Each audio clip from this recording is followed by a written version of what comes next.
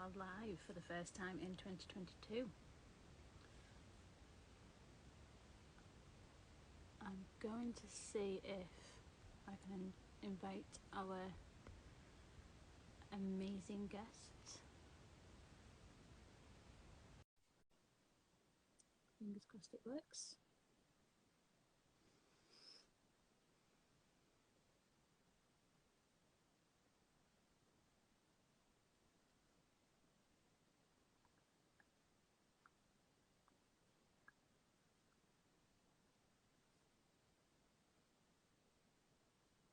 Hello everyone. Can people let me know if you can hear me, because sometimes people can't hear me.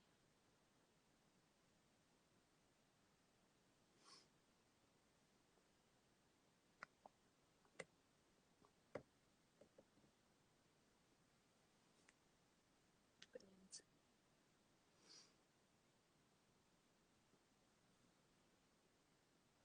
Joni, Rhonda and Hannah, if I have sent you an invite, but I don't know if it's going through. If you want to request to join, see if that'll work.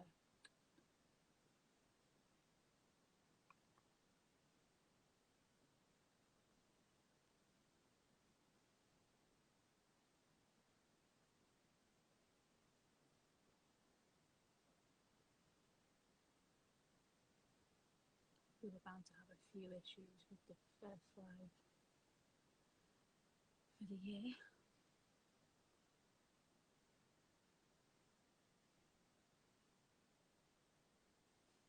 I don't know if it's working properly.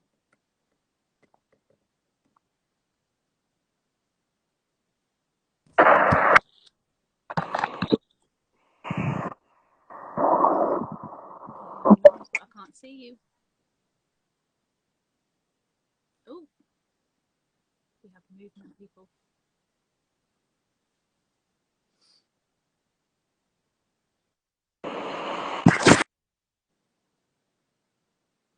Now, bear in mind, we gotta change camera. Okay, no worries.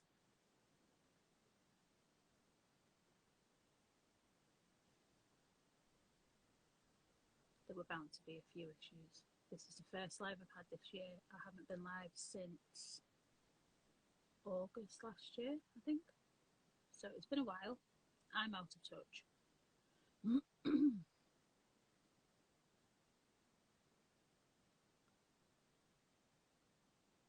I'm seeing a few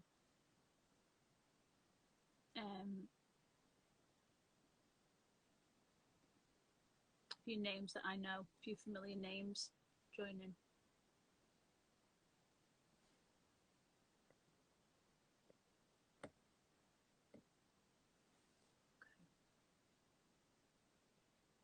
Let's see if the new camera. Yeah, suit and tie skater guy. Did he actually kill himself though? I'm probably gonna get shadow banned for saying this, but did he? We don't know. I don't think he did.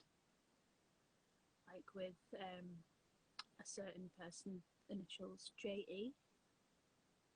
I'm not going to say anything else, but I don't think he killed himself either. Too much of a coincidence, I think, but that's not for me to say.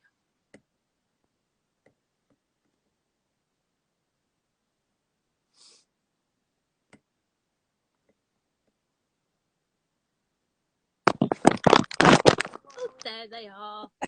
We are trying. We're doing the most right now.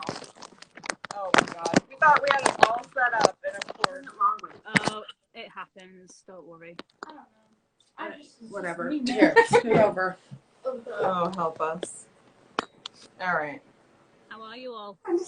I know. And we can't hear her. Oh, this is not. Hold on. It's up all the way, everybody. Is it? Yep. No. Yep. Now it is. Can you hear us? I can hear you fine, yep. Okay, yeah. Yeah, now that's better. Yeah. And I promise we're not in a jail. We're in the back room of the office. All right. It looks crazy. I don't know what it's just bro. Yeah, we thought we had this all worked out, and you know Well, what? it This happens. happens every time. You're just gonna Okay, scoot then. back. Scoot back. All right. Everybody scoot back. You are sideways, but as long as I can All hear right. and see you, it's fine. It's because we were trying to get us all in here, I'll let but you in, yeah. Anyway, Yeah. hey, I'll pop How in. are you all? We're You all good. Okay? Yeah. oh Lord, we're good. Welcome. This is Real You're deal. entertaining. This is the real deal. like what Real life people. a year ago when we were in Colorado and we were having the same kind of drama. So Oh, Anyway. dear. out of that. So It happens. It happens. So it's so good to see your beautiful faces again. thank you for having us. We love you. Oh, of course. I love you guys so much. It's crazy to think that I speak to you guys more in the US and I'm in the UK than I do most friends over here. Aw. Kind of ironic, but I think that just means that we were meant to meet each other. So yeah, I'm a full believer in that. Oh. Go on, sorry. Excuse me. Bless you. You're bad. Okay, so for anyone that, so I know your guys' stories, but there's going to be a few people that might not know, so I kind of want you guys to go over. Rhonda, if you don't mind sharing a bit of your story again, if you're obviously comfortable doing that. You sharing your story, Wanda? Well, yeah, I can go with mine. And then I'll let them take over.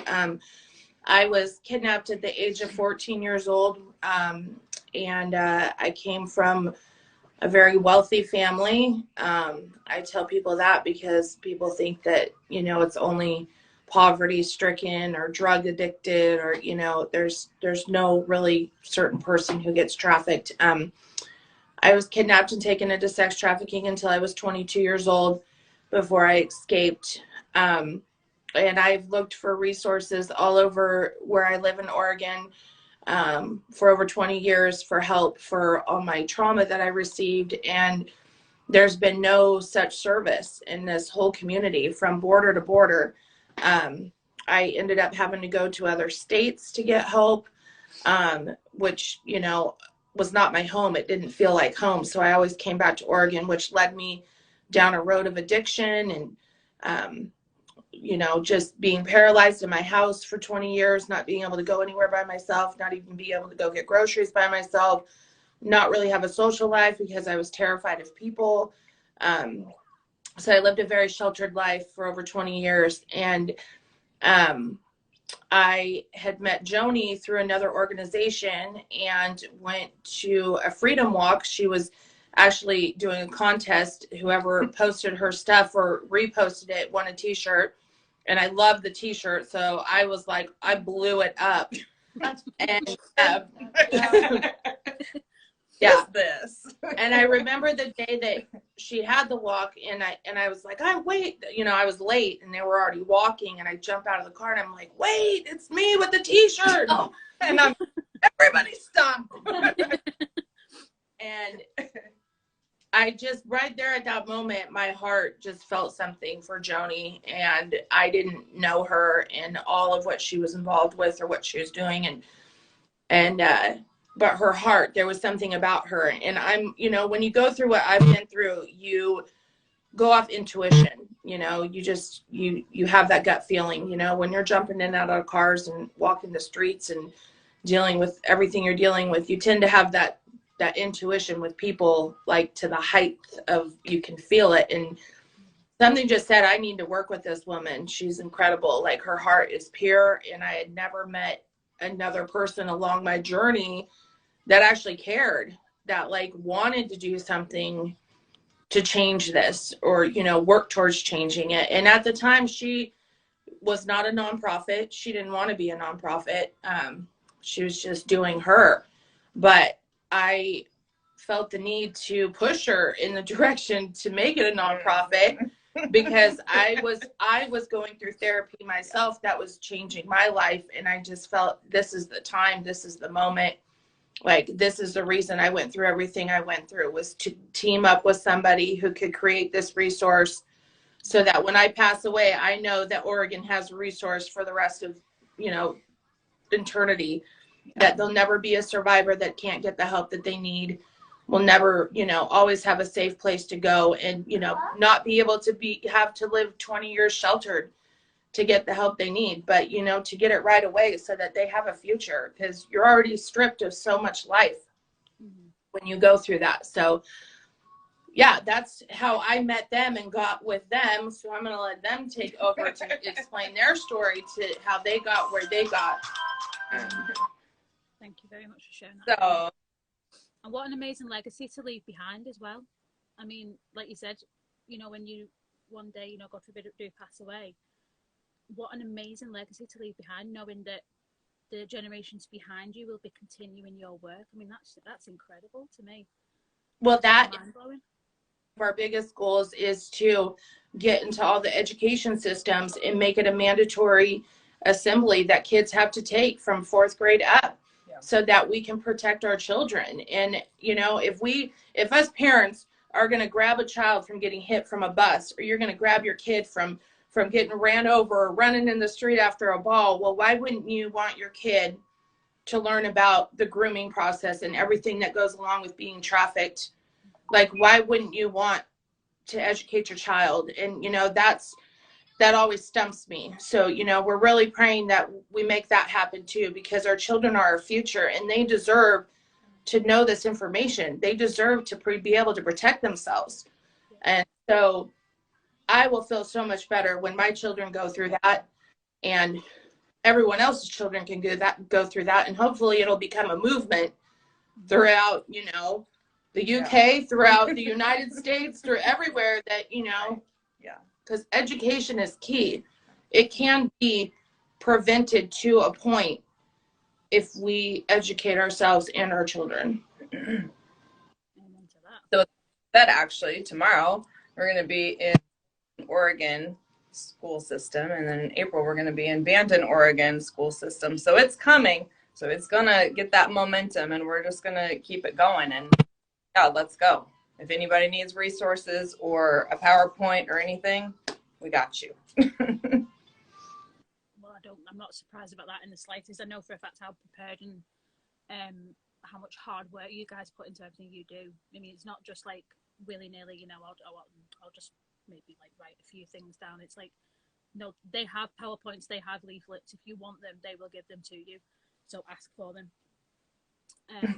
What was I going to ask you? So you guys have got quite a few things that you've done recently, or you've got coming up. Is there anything that you want to share with everyone? Anything particular that they can support you guys on, whether it's just sharing awareness on a particular event or anything like that? Let us know. Yeah, so we had on HMMs too. We had a survivor who needed a place to live, and so we put it out on social media. Hey, we need $500 to secure permanent housing for a young woman who has been trafficked since she was 5. Mm-hmm.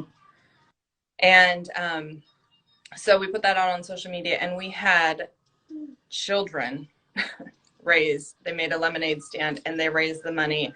And that was a whole, Rhonda was, I couldn't go, but Rhonda was able to go and to sign the lease agreement. And that's amazing. And there's, survivors who need cell phone bills paid, toilet paper, like those little things. And even we do peer support, and we take survivors out to coffee, and people think, well, I can't rescue somebody, or I can't, it doesn't take a whole lot, like $5. Like, so we can go have a cup of coffee with someone to build that relationship, and to see so many survivors. Okay, well, you've helped me so much, so how can I help you? So, I mean, that's amazing too. And we've had survivors from even the 60s that were trafficked in Oregon reach out to us and say, hey, there's never been anyone doing what you guys are doing. in Oregon. So how can I be a part? How can I help? And we've been blessed to have EMDR therapy, counseling, equine therapy, dance, basketball, so many resources, and they're all survivors themselves. And so that's been pretty powerful. So it doesn't take, yeah, Rhonda has to step out for a second. 1 second, always Hello. flip it up. Again, real life. Yes. She has a phone call with a survivor's attorney. So, I mean, this is real life and this is what we do. We are boots on the ground, you know, just doing whatever we can. And no one, like I say, no one is trafficked the same and no one heals the same. So whenever we have a survivor reach out to us, it's like, okay, how can we help you? What do you need? And so we're grateful that we are able to, you know, have support on social media and just even to share a post and say, hey, can you donate $5? Can you donate whatever amount of money, and to help men, women, and children. So yeah, that's been amazing to see so many people come together and the children come together and the children to be more aware of, yeah, this happens. And yeah, this is happening online. This is happening through games, through Minecraft, through, I mean, I want my daughter to speak on that part of it too. So it is happening and it's a big deal, but we're grateful that more people are becoming aware.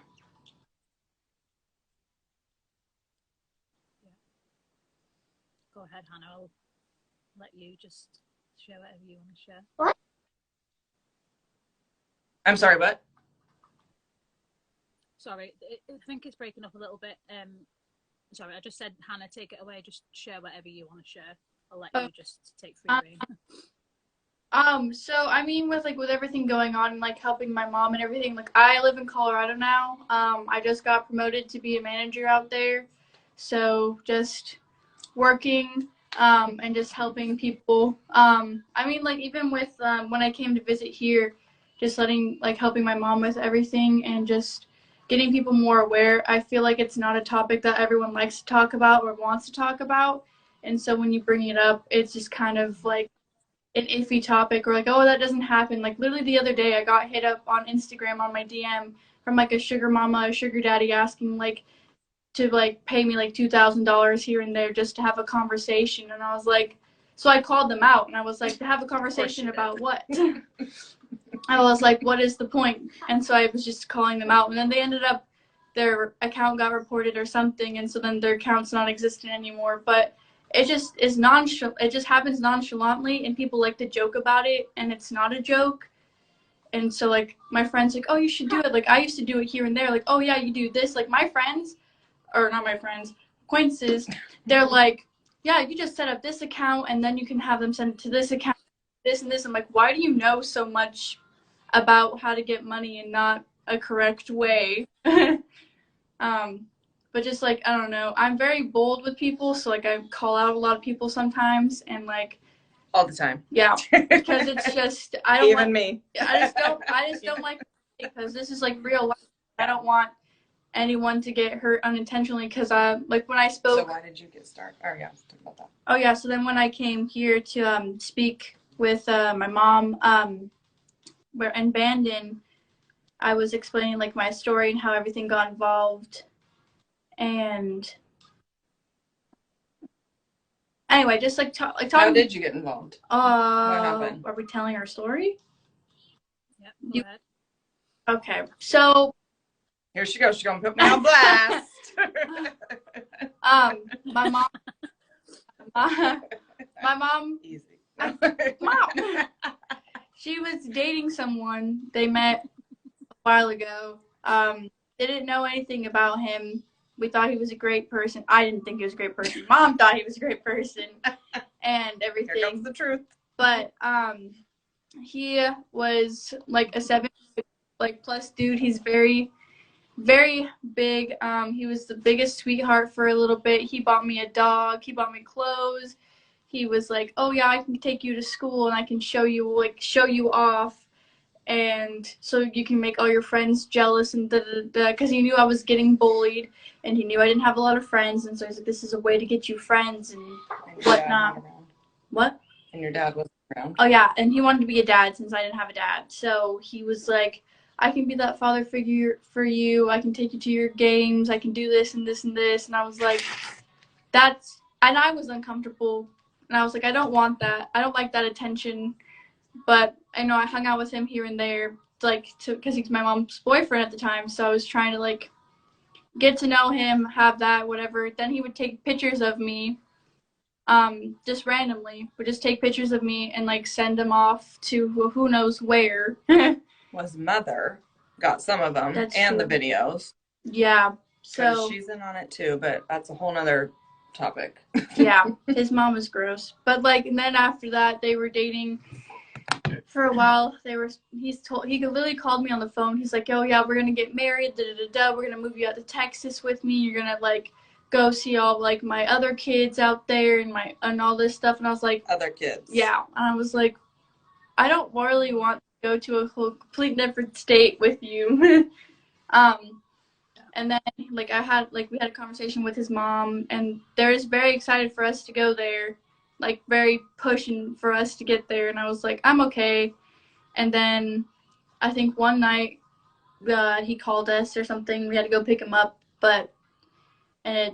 I didn't want to go. He ended up getting pulled over. Yeah. And called me saying he was getting arrested. And I'm like, arrested for what? Like, what?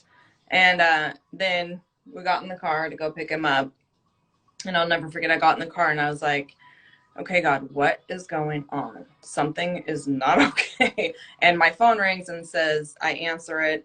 And the other person says, hey, sis, we heard so-and-so was around you and your daughter. Are you okay? And I'm thinking, haha, yeah, great, bye. And I'm like, your turn. Okay. I don't know what this means. And then instantly his mother calls me and was like, honey, you better not be crying. He'll be out in no time. And we're still going to move you to Texas. Yeah, she said this happens quite a bit, and he knows how to get us out of it. Right. And I'm like, what? Time out. No. Red flag. So Yeah. instantly that's where the story unravels. And I found out that he was a level 3 sex offender, trafficking teens. My daughter was 14 at the time. And that's his MO is, 13 to 15-year-olds trafficking them, Oregon, California, and Texas.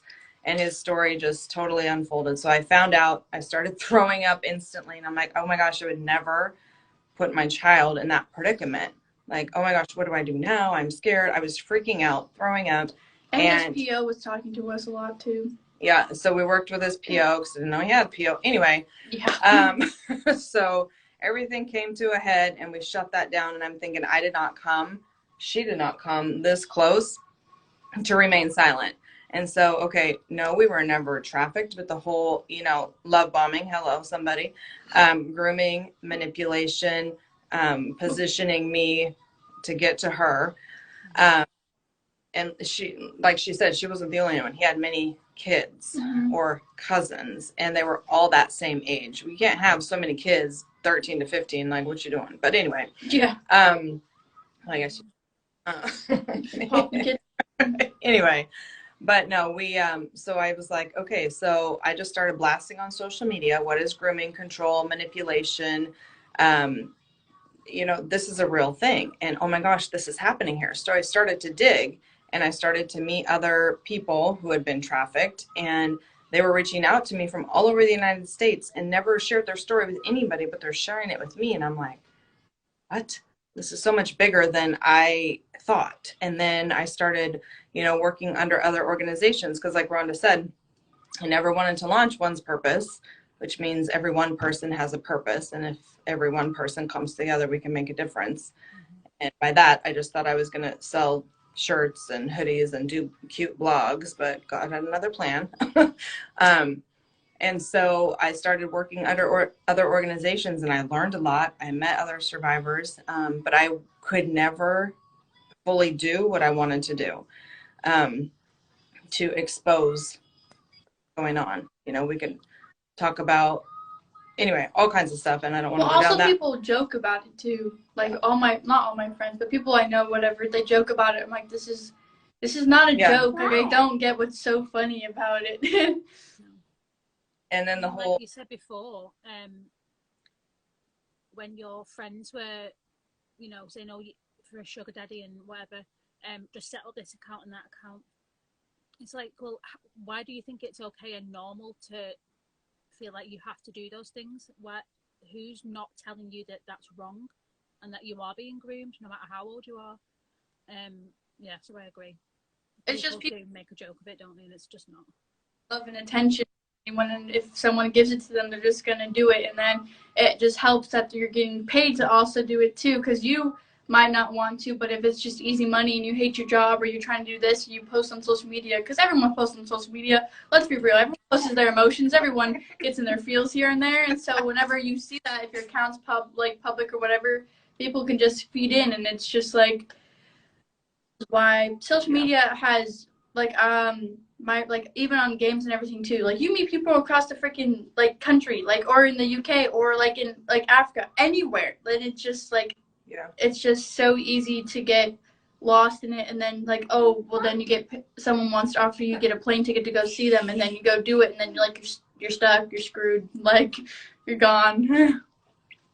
Absolutely.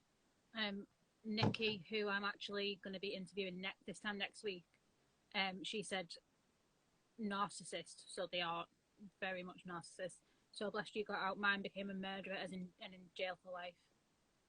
I mean, she's another incredible survivor that I can't wait to speak to next week. But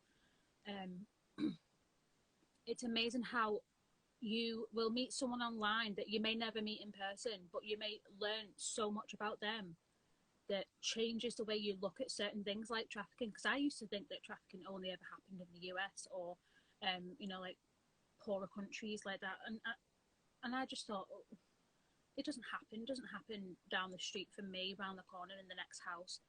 People don't realize how easy it is for people to literally walk down the street to the nearest shop for some food and never come home again, and then their families never see them for 10, 20 years. And it's unbelievable how little information there is out there about trafficking and how it can happen, how easy it is to happen.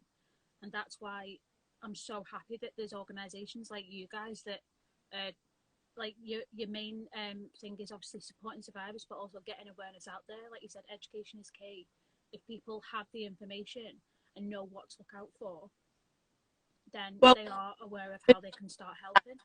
When we did our, She's back, folks. I'm back.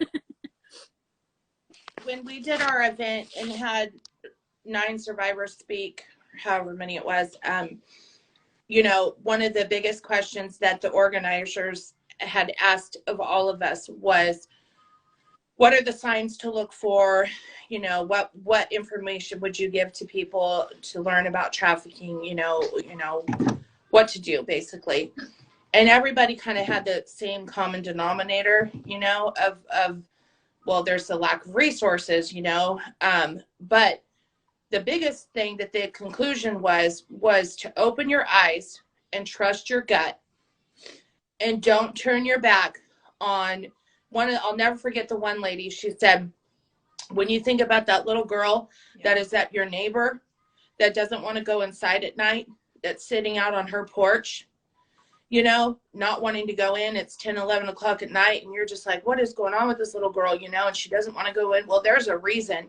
Yeah. And if your gut feels that, then that's probably something's not right. Something is not happening. And just paying attention to the cues. Like, she was going to school. She was anorexic. She had broken bones.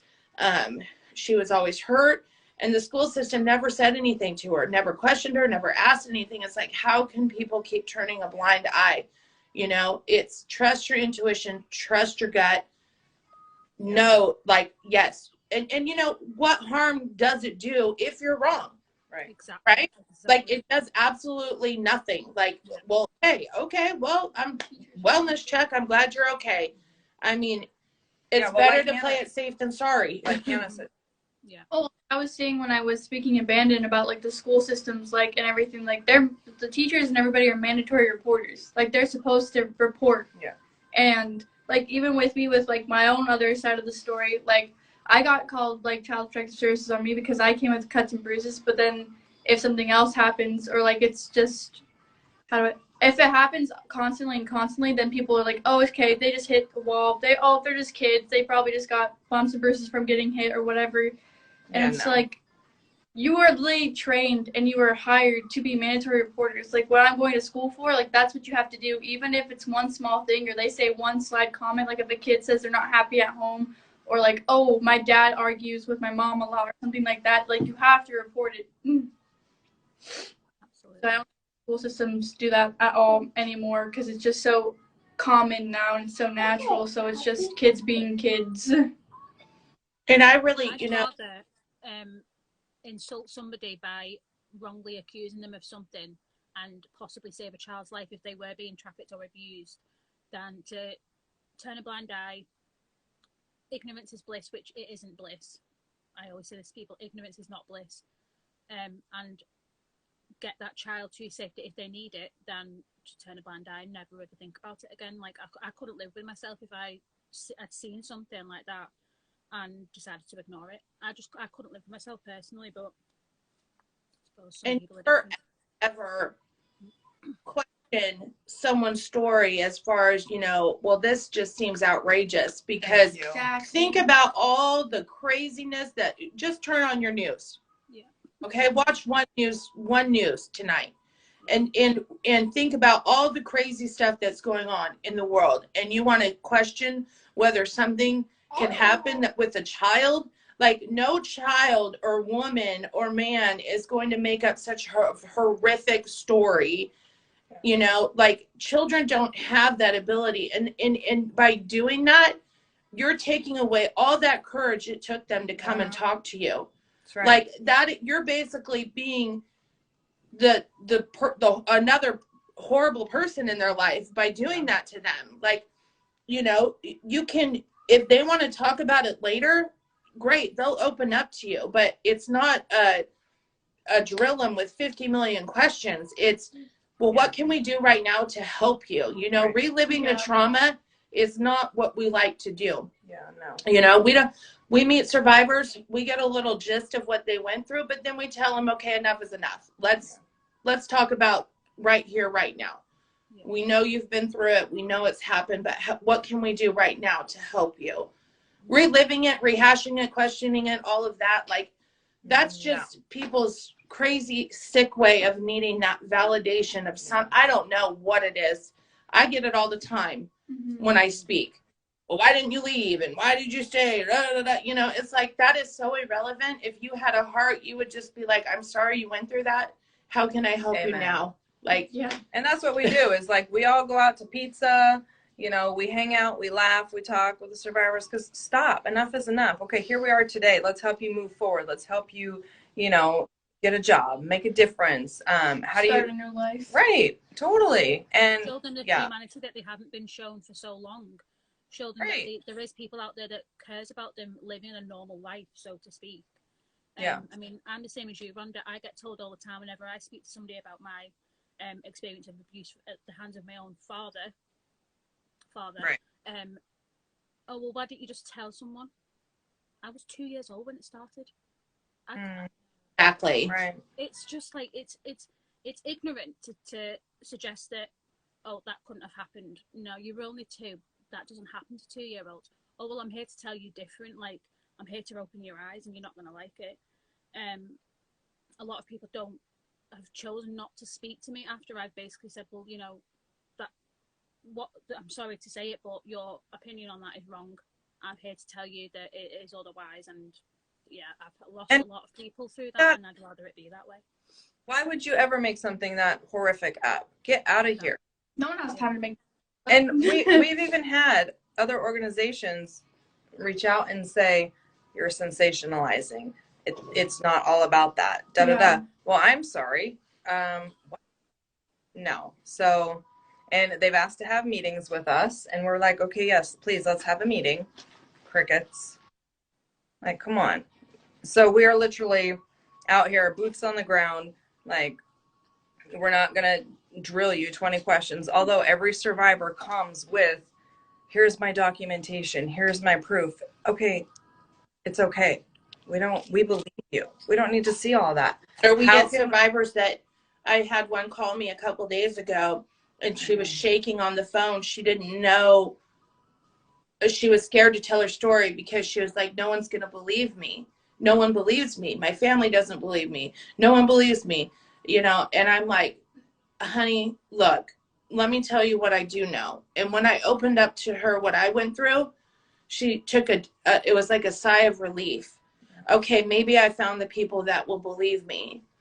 And, you know, and she was still scared to get all the words out because she was just like, so she's like, I've tried talking to people. I've tried talking to counselors. I've tried, you know, like I've been there, done that, you know, like that's what we're here to do, is to change that. Like nobody, like why do these people reach out and these counselors are questioning them? Like that is just gross. That's They know not how- your job. They know how to twist your mind into thinking that it's wrong. Because I never got along with counselors. They can go somewhere else with that. But like with psychology and everything, you learn how to work someone's mind, so it's its own like big thing as itself. Preach. It is. So that's why it's important for us to have, you know, people who have lived it, you know, lived experience, survivors, because they don't do all that extra. And I'm gonna, you know, we met with you almost a year ago. Well, no, it's not quite been a year, but a while ago. And I want to say that, you know, although we've raised some money, you know, we spend money to help survivors. We meet their needs to the best we can. And I'm not going to be scared to ask, like, we need money for this safe house. Yeah. Like, you know, I've been very humble in not making it about money or, you know, asking people for money. And, you know, I've decided, you know, screw this. I'm going to ask because it's a need, you know, if I could videotape when we go and meet with survivors and they don't want to sit in a hotel room for 3 days for me to relocate them, because the procedure is it takes 3 days to relocate them to another facility. It's just the way it goes. COVID, of course, has slowed it down even more. Putting them in a hotel room where they've been trafficked at is so triggering to them. They leave. If we had a safe house, we could put them right in a bed. Come home. Let us help you. It is just so heartbreaking that I have to keep going through this. The longer I go along in this organization, like I'm just praying. I'm praying at this point for an apartment. Help me get the rent to pay, you know, the rent for a year in an apartment, a 2-bedroom apartment that I can put at least 2 survivors in it. You know, I'm humble enough to do that. It's just the fact that I have to, and it could be a waiting area. You know, we could bring them to the home to wait for 3 days to relocate them.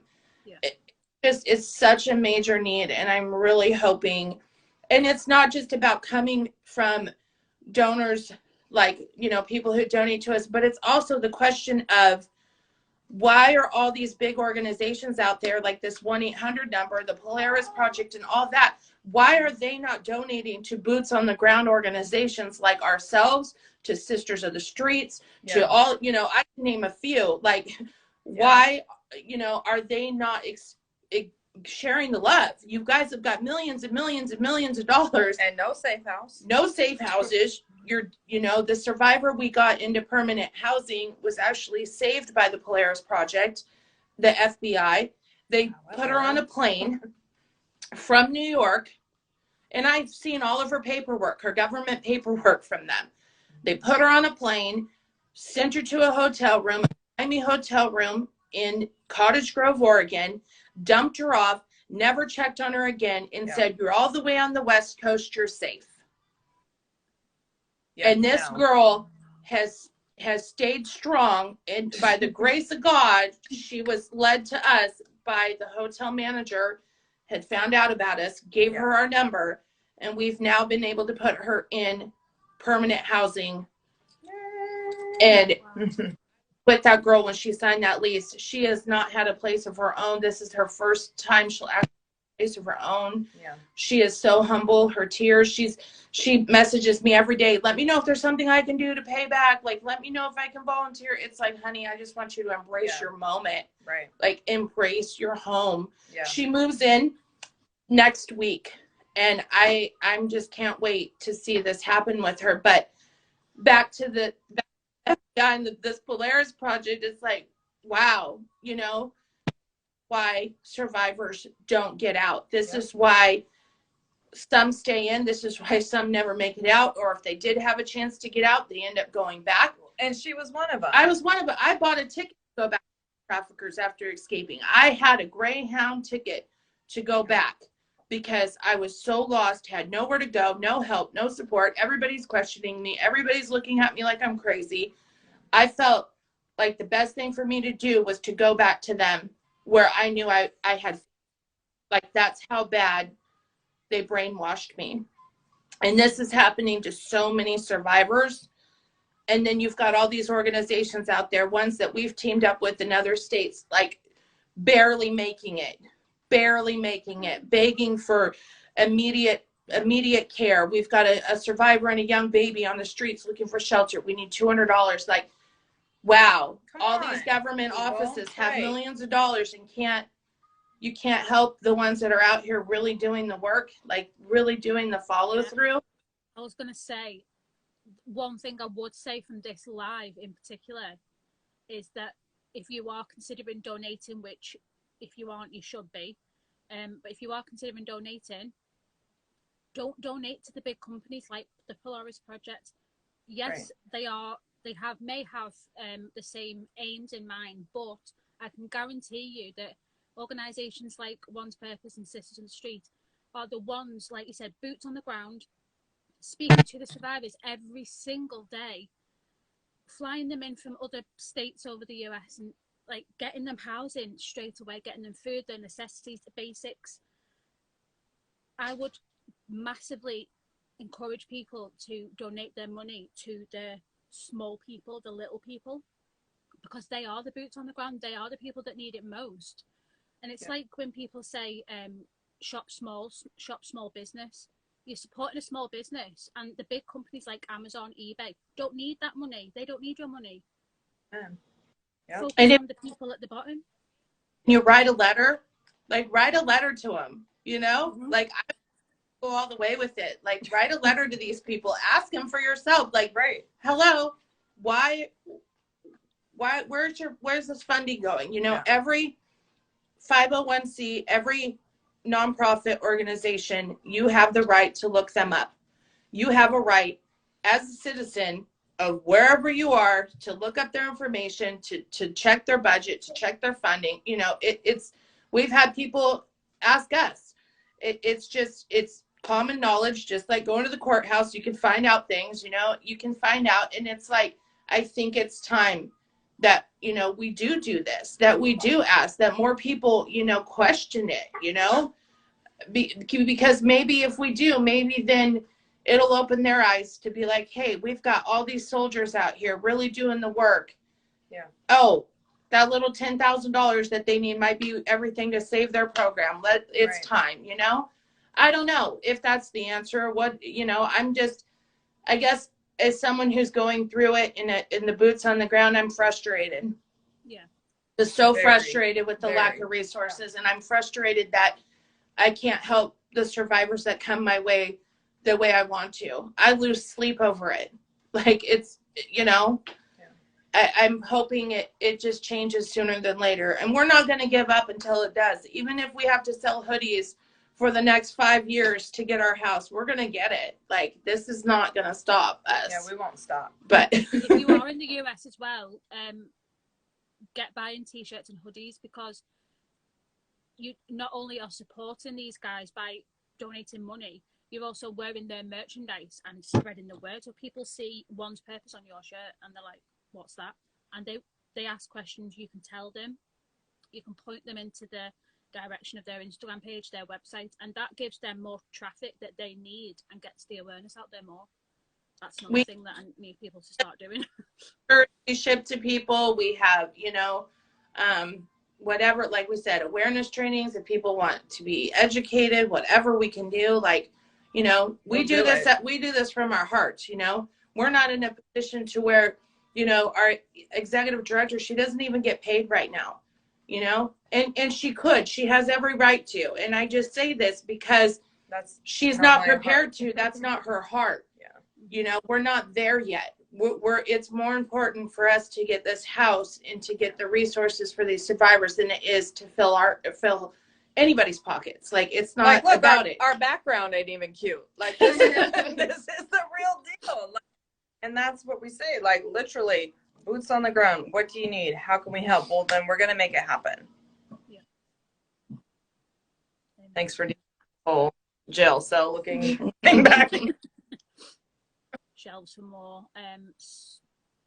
stocking areas for your shirts and hoodies. I don't know. What was another thing I was going to ask you before? No, there we go. So, the last thing I want to ask you is, if there is anybody watching this now or will watch this in the future, that is in a trafficking situation or know somebody that is, what can they do to get in touch with you? What's the best way of them contacting you to kind of get the ball start rolling, so to speak, and getting them out of that situation that they're in? So through our phone number, our website, which I'll let Joni give all this information, but it's going to be our phone number, our website, Facebook, Instagram, wherever you can find One's Purpose. You can send an anonymous message when it goes through the email. It can be anonymous. So, and I'm going to let Joni read off all that. Yeah. So our phone number is 541-221-3448. And our website, One's Purpose, ONES purpose.com. And then the same thing, One's_Purpose on Instagram and One's Purpose on Facebook. And then you can go through the website to email us, or it's admin, ADMIN at onespurpose.com. And we will help however. I mean, we answer the phone all hours. And like we said, whatever we can do to help, we will help. And if you need advice, if you have a question, no question is, you know, left field or wrong or whatever, ask it. And we'd be more than happy to help and answer. And this just isn't Oregon based either. We want to stress that too. There's no, you know, you can call us from Boston. You can call us from the UK if you need to. We'll find a way. I mean, we have other resources. We have people in Texas. We have people in Colorado. We have people in California. You know, we have trustworthy people that can help pull some resources too. So this isn't just Oregon, United States based. Yeah, and like it's not just us. We do have other resources and other people that we work with. So and eventually the goal is to duplicate our program. We have the program, we have everything. So Oregon and beyond, that's the future, because nobody needs to work harder. Here's the program, let's push it in other states too. And let's, you know, help these survivors thrive and fly. But one of them said, you're helping me thrive and fly. So yeah. I've seen a few people comment saying, I really wish I could be there to help you guys, blah, blah, blah. You don't have to be there in person to help this team. You can literally be in another country. You can do things like, you know, making this, you guys do this quite a lot, making the signs, standing on a street corner and spreading awareness about human trafficking, sex trafficking being real, and that it is happening down the street, round the corner, next door.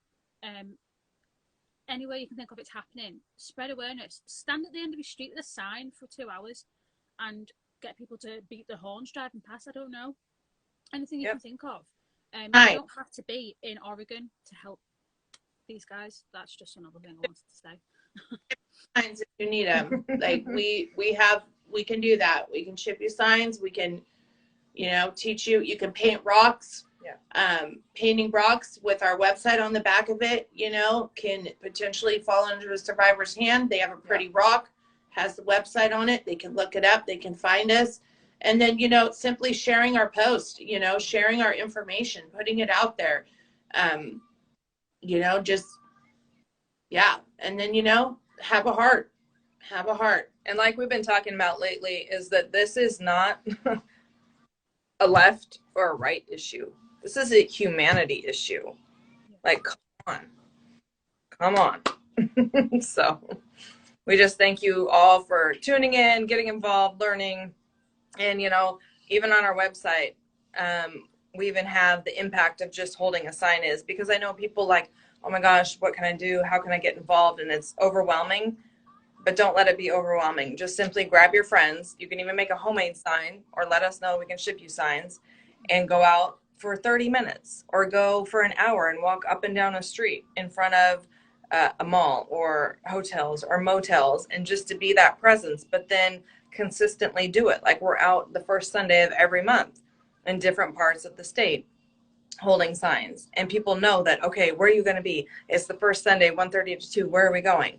And people to see your consistency, and to just to see it grow and build. And you know, that's it not what it's only all about. shows the survivors that you're out there as Yeah. support. If they're driving by, they're going to recognize, they're going to see you. They're going to know, wait a minute, wow, there's some people out here that might be able to help me. Yeah. You're going to stick in the back of their mind.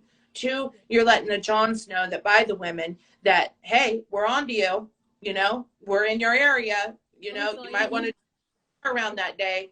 And then, you know, we're letting traffickers know too, yes, no, we are not involved with the police, but they're not going to think any other. Right. You know, you're letting them know, hey, we know what you're doing here. We know you're around the corner, but you know, we're going to block you for this moment. They see you enough, they're going to start being intimidated. They're not going to want to work there. They're not going to want to put their girls in those hotel rooms. It's going, What's it called? what? Hot. Oh, it's considered hot. Like, you know, hot as far as the police. Like, it, you know, they're going to think there's stings going on. They're going to think they're going to get arrested. So they're going to move their operation somewhere else. Well, yeah, get out of our state. Get out of our country. Get out of here. You're not welcome. Get off this well. Yeah. Holding a sign can produce that power. So don't ever think that that small gesture of 30 minutes holding a sign doesn't do anything, because And we've even it's had people huge. jump out of the car. Oh my gosh, I'm a survivor. I never knew anybody cared. I never knew that this was going. That is like, oh my gosh. Or then it opens the dialogue between parents and children too. It's like, what is this? And so, I mean, that's on our website too, about those different stories that have happened through just simply holding a sign. So, and that's how I met this chick, holding a sign. Like, come on. Great things happen from holding signs. I think that's another thing that people need to learn from this life. Holding a sign makes a bigger difference than you might think.